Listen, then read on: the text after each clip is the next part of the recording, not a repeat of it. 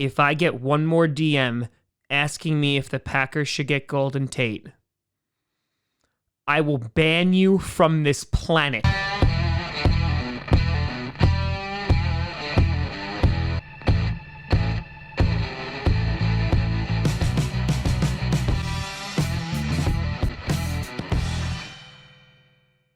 Grossi Packer Nation.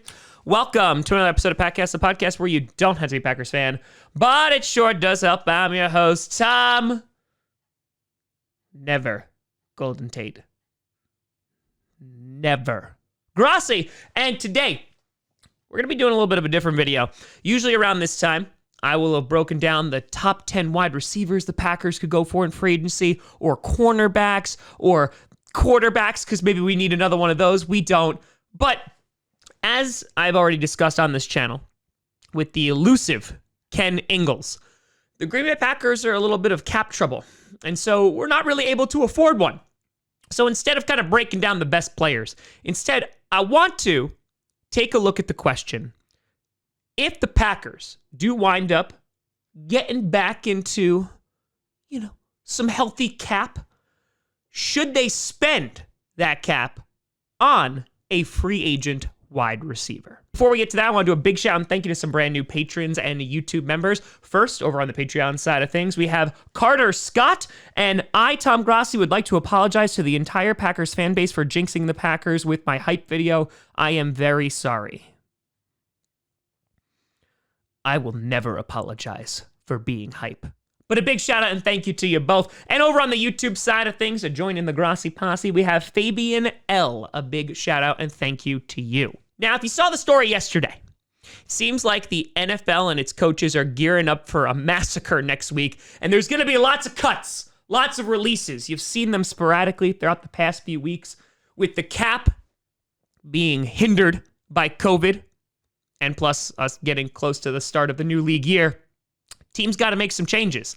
And because of that, there are some enticing free agents that will be in the wild, including at wide receiver. Now, the Packers are an interesting group because obviously they've gone after guys like Will Fuller before, but they weren't willing to pay the Texans' price, right? So now he's going to be a free agent. Do they bring a Will Fuller aboard? Or maybe do they go balls to the wall and get an Allen Robinson, and he's finally learned his ways of going to teams with terrible quarterbacks? Or maybe we go up and pick up a Kenny Golladay, an NFC North rival. He was fantastic over the past couple of years, obviously hindered by an injury last year, but maybe him. Or maybe we go get a Curtis Samuel, an underrated prospect. Or hell, maybe we could get a TikTok star like Juju Smith-Schuster. Here's what I'm going to say about this potential scenario. I'm not going to go bit by bit through every single player because honestly, there's no point. And if you look at the majority of these guys, everybody that I just listed, right, only 2 of them are either the age 25 or lower. And the reason I bring that up is because, as we've also talked about last year and also this year on the show, the Packers are about to have a wide receiver problem. And it's not the problem that we were all talking about last year of like, oh, Aaron Rodgers has no targets. I think he did just fine. The problem is that after this season, there will not be another wide receiver on this team because all their contracts expire, or at least the ones who have played any significant amount of time. That means MVS, EQ, Allen Lazard technically hasn't been re-signed yet. Devontae Adams, bye-bye. They're gone. Hell, if Devin Funchess, if we don't cut him, he's done after this year too. So, the Packers, and the reason I bring up the age, the Packers need to get younger at wide receiver, not older. And I know you might be thinking, listen, we need a veteran presence. Well, I'll have you know that we have one of the best, if not the best wide receiver on the team who we will most definitely be re-signing in Devontae Adams. And as we've already talked about, the Packers have kind of backed themselves into a corner here because they have to pay Devontae Adams because honestly, there's no choice. And it's going to be a lot of money. And Devontae Adams is getting up there in age, obviously getting more beautiful and more talented. No offense whatsoever. But, right, in the back 9, as Aaron Rodgers would potentially put it. And so because of this, right now what the Green Bay Packers need at wide receiver is young, cheap talent. And I would imagine they're going to draft more than one of them. Now, last year, of course, many people, including myself, thought, oh, at least they'll get one wide receiver, and they didn't. But again, similar to how they have to re-sign Davante Adams, the Packers have also put themselves in a scenario where they have to draft a wide receiver this year because there's no other options. They're out. And now on top of that, you look and see that the Packers cap space, they're currently over $12 million over the cap, which is problematic. They still need to make cuts or restructure some guys in order just to get back into the positive or at least get to zero. But I want to imagine a world where the Packers will obviously do that. And the question becomes is, do they spend any of that cap, any of that free cap that they will eventually have on a wide receiver?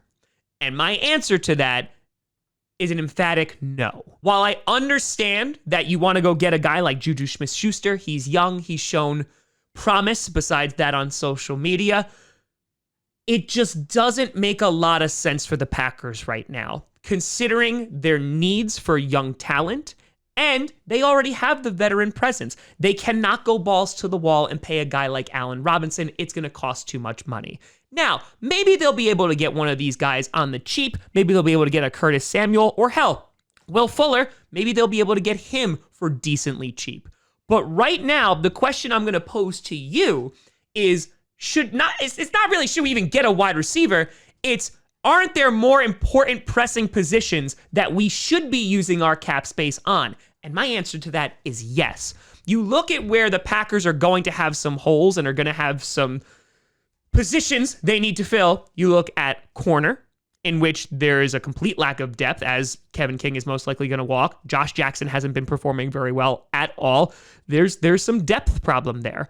On top of that, you look at the offensive line and what happens with tackle. Obviously, we can move some guys around. They're versatile, but Corey Linsley is most likely going to walk. So maybe you get a cheaper option to potentially bolster that offensive line, especially if David Bakhtiari is not back by the start of the season.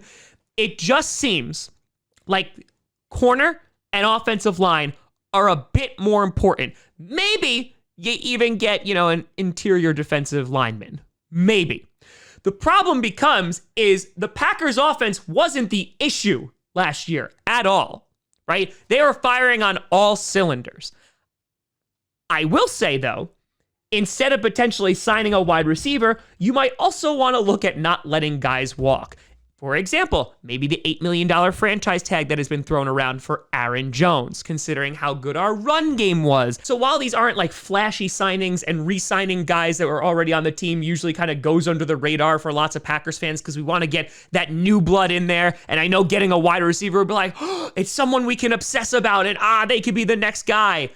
I honestly don't think that's the right move for the Packers to do. They need to draft one even if they do sign a cheap guy. Because again, they need that young talent. They need to start developing the future at wide receiver. Because Davante Adams can only play for so long, most likely because we're going to have to pay him so much money. It's going to be ridiculous. But we need some help there. Are we going to re-sign a guy like MVS and give him a big contract, or Alan Lazard? Or EQ, guys that you could argue haven't proven themselves to be worth big money while they have been steady. EQ has been injured, MVS has been a little inconsistent, and of course Lazard, has dealt with injuries as well. I don't see any of those guys getting massive contracts unless they have a breakout year, which then begs the question, off of one breakout year, do you then give them mega money? If the Packers don't draft a wide receiver, they're not going to have a choice. So this is not only for leverage, this is about the future of the team and its cap space and its cap health. And so, for me, it just doesn't make a whole lot of sense unless you're signing like a vet minimum as a wide receiver to come and play for Aaron Rodgers and the Green Bay Packers.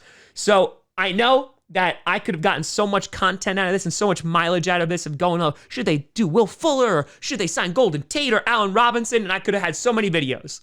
But it just didn't seem right and genuine considering the position the Packers are in right now, in that they're over the cap, they can't really afford it, and on top of that, there's other positions of need that they could get in free agency if they get some cap space back. Wide receiver needs to be a priority for the 2021 draft. And I imagine, crossing my fingers, that it will be. But let me know what you think down in the comments below. Would you still like to see any of these guys come to Green Bay? Do you think that wide receiver is important enough that they should go get one? Let me know what you think down in the comments below. You can always find me at TomGrossiComedy.com or at TomGrossiComedy on all social media. See down below. Check out podcasts on SoundCloud, iTunes, Google Play Music, Spotify, and of course YouTube. And a big shout out and thank you to all the patrons over at patreon.com/TomGrossiComedy and the YouTube members. But thank you so much for watching. I'm Tom Grossi. And as always, go Pack Go.